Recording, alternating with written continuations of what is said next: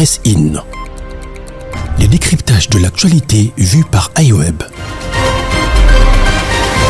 L'information pour vous et avec vous en toute objectivité et impartialité. Lundi 8 mai 2023, premier jour de la semaine, premier numéro hebdomadaire des Pressines, un programme d'analyse et d'actualité.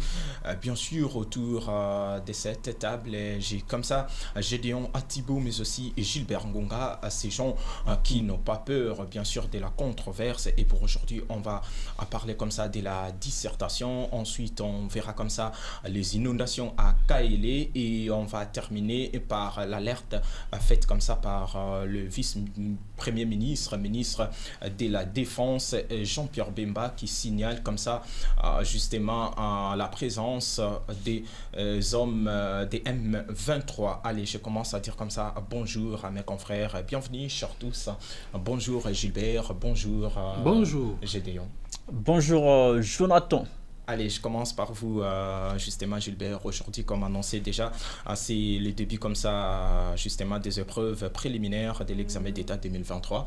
Et est-ce qu'on peut comprendre, vous, en tant que, justement, journaliste, mais aussi observateur de la société, que dire par rapport à cette année? Voilà, merci beaucoup, Jonathan, de m'avoir accordé la parole. Je tiens ici à féliciter en tout cas nos finalistes et bonne chance à eux. Je crois qu'ils feront un très bon travail qui sera apprécié par leurs parents parce que l'argent a été déboursé pour ces épreuves et ce que nous attendons d'eux, sont des diplômes, en tout cas avec des pourcentages remarquables, des pourcentages que les parents applaudiront. Et aujourd'hui, il y a près de 2 millions de finalistes enregistrés pour cette année scolaire. Et chaque année, nous enregistrons des millions d'élèves. Mais après, ces élèves-là, pour beaucoup, ne font pas l'université. Et pour les quelque peu qui font l'université, on sort des licenciés fantômes, des licenciés qui ne savent pas lire, qui ne savent pas écrire, même leur propre nom, vous imaginez.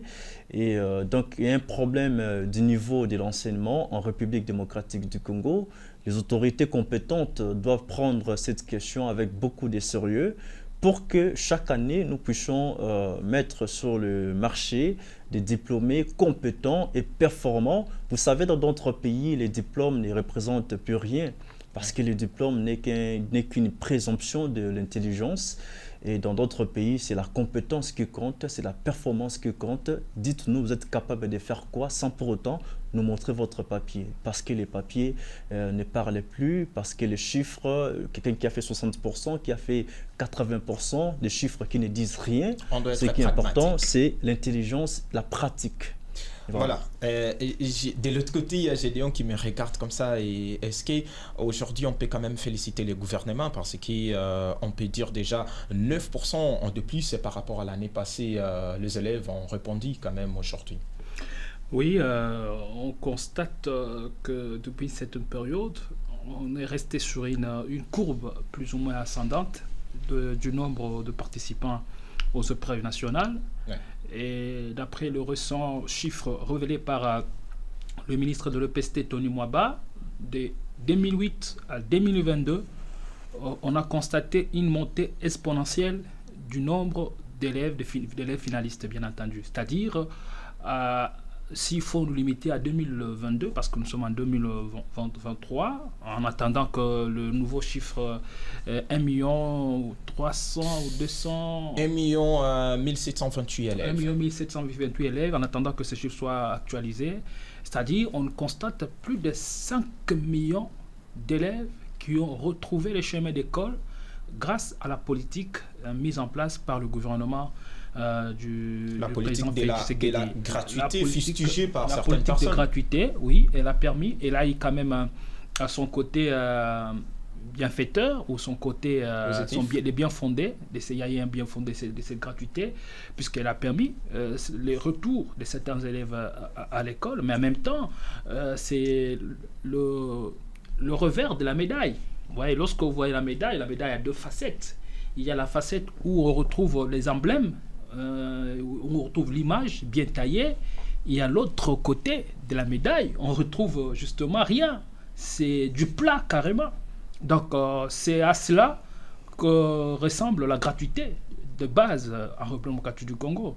Et je trouve que le gouvernement congolais, dans sa vision d'aider sa population, parce que le parent faisait face à des prix assez exorbitants qu'il payait à des écoles pour le Minerval, et c'était quand même onéreux pour ce parent-là. Le gouvernement congolais, grâce à sa politique, est venu mettre en place les systèmes de gratuité d'enseignement, bien que c'est constitutionnel, mais on l'a vu quand même, cela s'est matérialisé sous le règne du président Félix Tshisekedi, et ceci est encouragé. Mais ce qu'on devra corriger, c'est la qualité. Ce qu'on devra corriger, c'est aussi le nombre d'écoles, parce que pour l'instant, nous nous fions à ce que dit le ministère de l'EPST depuis 2008 jusqu'à 2022, d'après le même document qui a été publié à l'occasion de la journée de l'enseignement national. On nous laisse entendre qu'il y aurait 1035 écoles construites, avec l'apport bien entendu des privés. Mais quand je suis sur le terrain et quand je dois maintenant essayer de comprendre la cartographie, la localisation de ces écoles-là, ça pose un problème sérieux. Le Kinshasa n'est pas la République démocratique du Congo, peut-être aujourd'hui. Lorsqu'on parle de 1035 écoles, c'est pour toute la République démocratique du Congo. Oui. Qu'on essaie néanmoins de nous localiser, de nous cartographier. Je fais ce travail de terrain.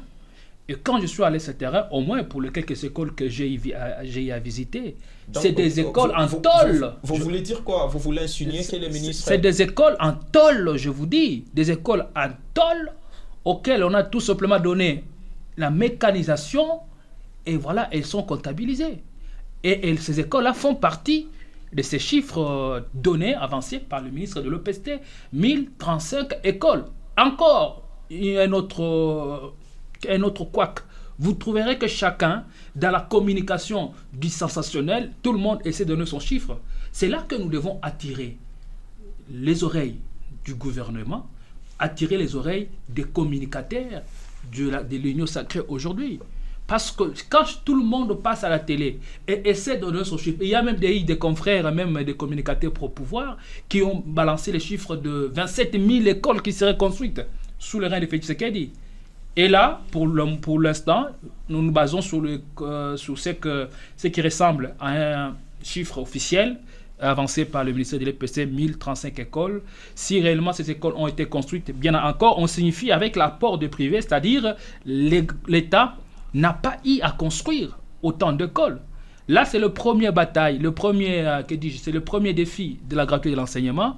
Alors, comme c'était la première année de ces nouveaux bébés, on devra maintenant, pour peut-être 2023, lors de la rentrée scolaire prochaine, que l'on essaie maintenant de s'activer sur autre chose. C'est-à-dire, si on a permis à ce que la gratuité voie le jour, qu'on s'active maintenant sur la construction des écoles, et ça permettrait à ce que l'on puisse continuer dans ces mêmes élans. Et aussi, parlant de la qualité, parce que Socrate a parlé de cela, la qualité passe aussi par là. La qualité passe aussi par là. La qualité passe aussi par le recrutement de ces enseignants, comment ils sont recrutés. La qualité passe aussi par le sérieux. Quand vous êtes un État et vous laissez la charge totale au privé de construire des écoles, c'est-à-dire le secteur se trouve actuellement pêle-mêle.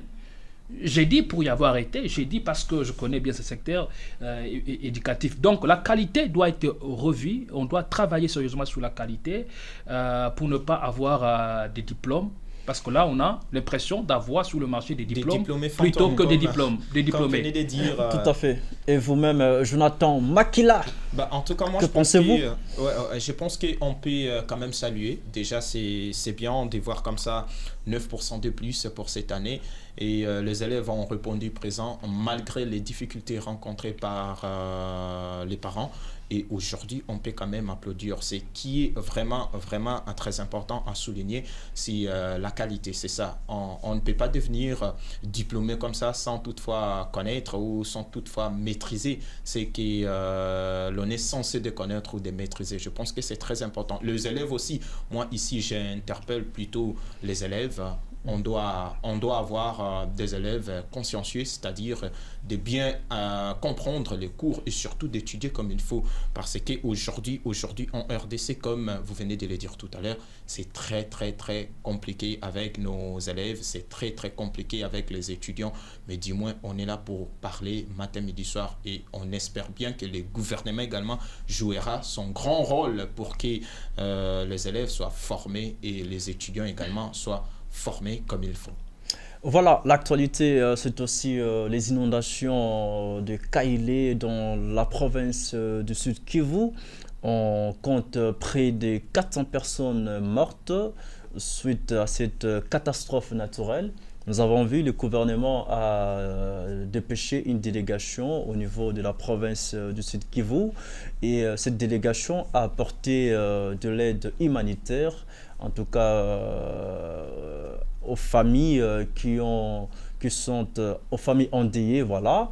Et chose grave, c'est que toutes ces personnes-là qui sont mortes sont enterrées dans une fosse commune.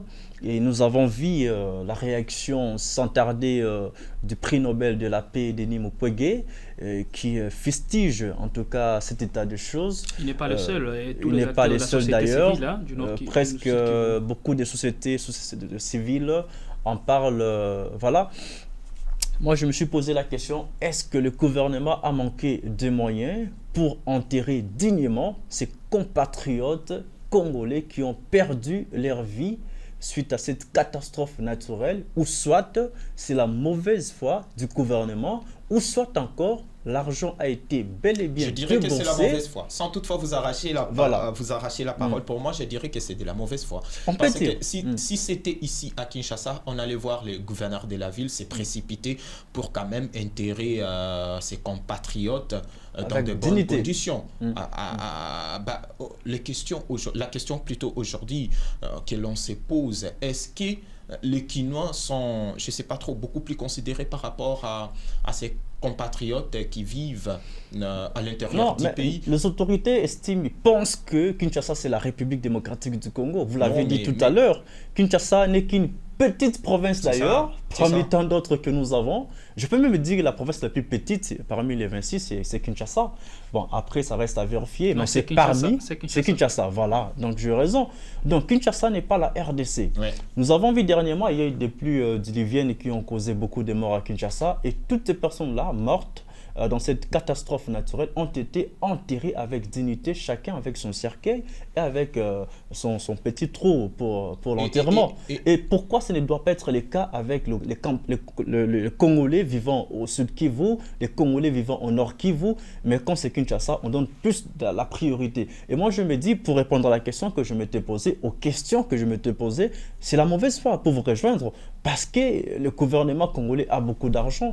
Nous avons vu l'argent déboursé pour d'autres cas, et pourquoi pas pour... Donc, tout un gouvernement, toute une délégation du gouvernement se rend au Sud Kivu pour enterrer les gens dans une fosse commune. Alors, c'était quoi la mission principale de cette délégation du gouvernement qui s'est rendue à la province du Sud Kivu? Pour enterrer les compatriotes dans une fosse commune, ou soit juste pour donner un quelques billets de banque aux familles endeuillées et après retourner à Kinshasa. C'est ça le plus grand problème. Autre chose, on dit que gouverner, c'est prévoir.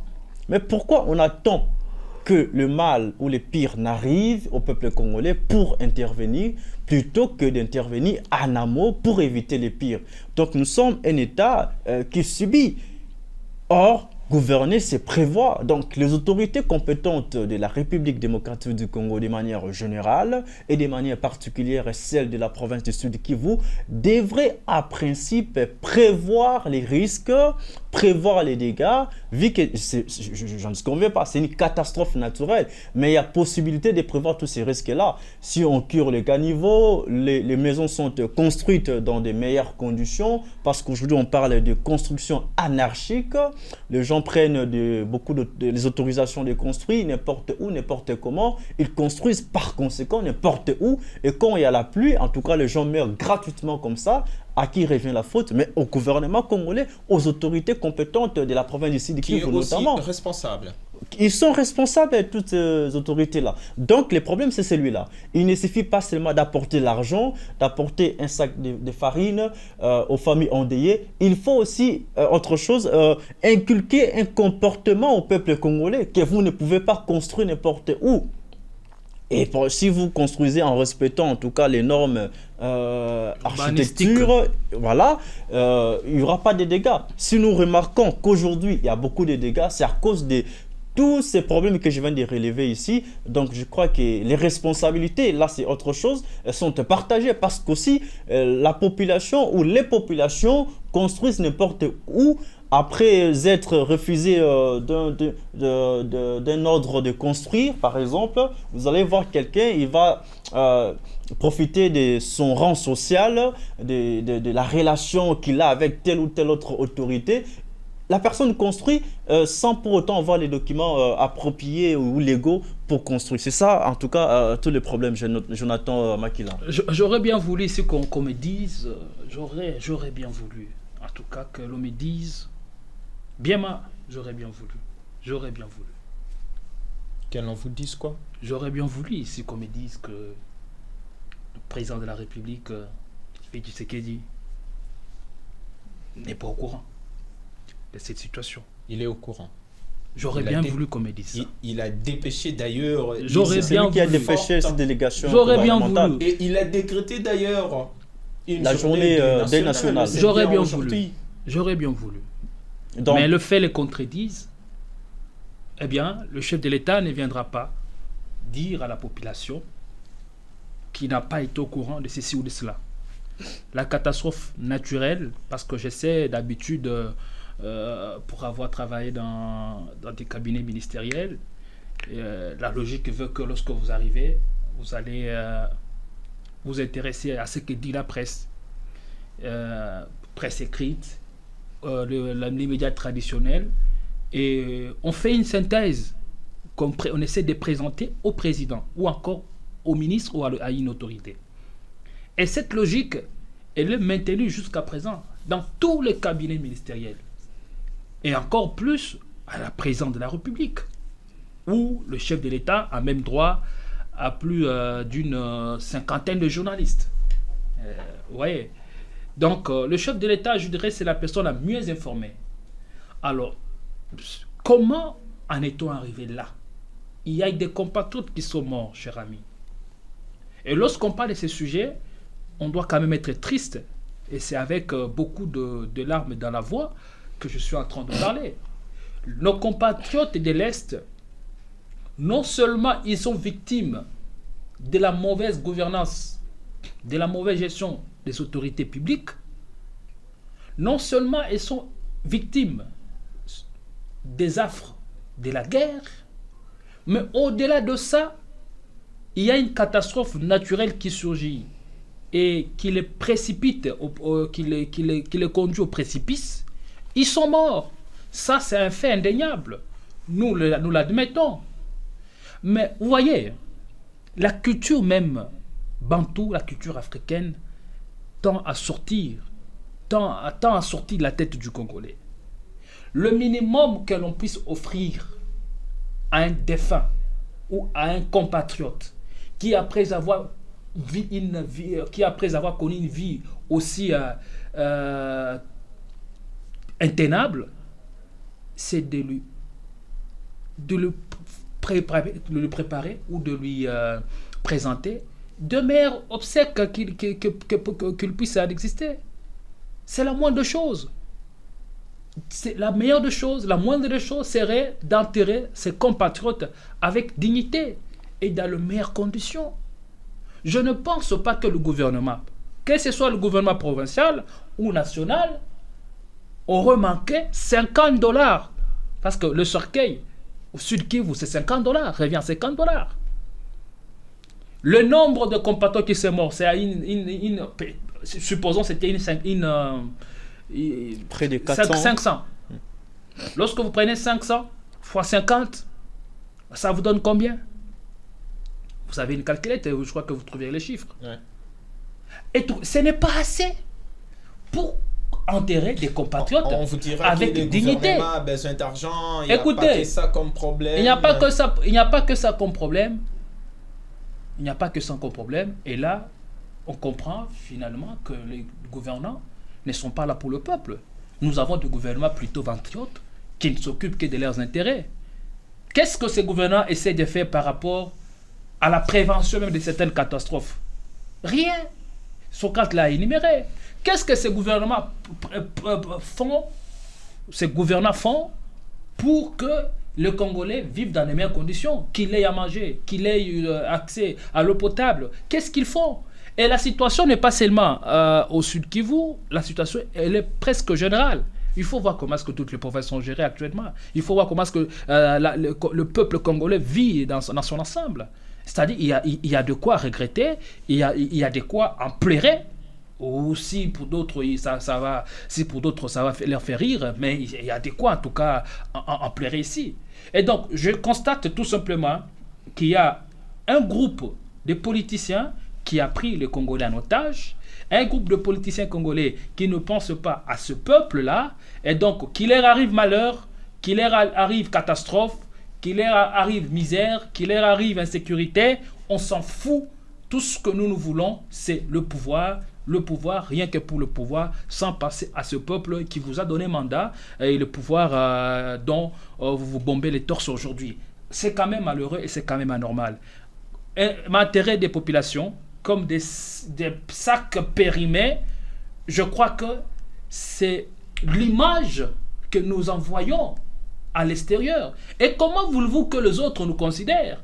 Et comment voulez-vous que le Rwanda nous considère? Encore, je me pose la question, si c'est le Rwanda qui a empêché le gouvernement congolais à enterrer ses propres fils avec dignité, quand déjà vous savez que ça ne vivent pas. Et puis il faut signaler que ces inondations ont aussi lieu au Rwanda. Oui.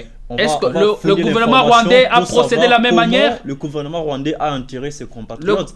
Certainement non. Vous allez voir qu'il y a la différence entre Kinshasa et Kigali. Est-ce que c'est Kigali qui a encore poussé ou encore... C'est le problème du gouvernement. C'est-à-dire... Ce que moi je trouve anormal dans cette affaire, et que lui-même, le numéro 1 de la province du Sud Kivu, Teyongwa Bijekasi, le gouverneur, il est d'accord, il est content, même si les voix s'élèvent, mais lui, il n'a rien dit. C'est comme si ça lui arrange. C'est comme si c'était de la même manière que les gens sont enterrés de l'autre côté du pays, en tout cas. Jonathan, on est face... Ça, c'est un problème national. Ouais. Non, pour preuve, vous avez vu la République décréter un national.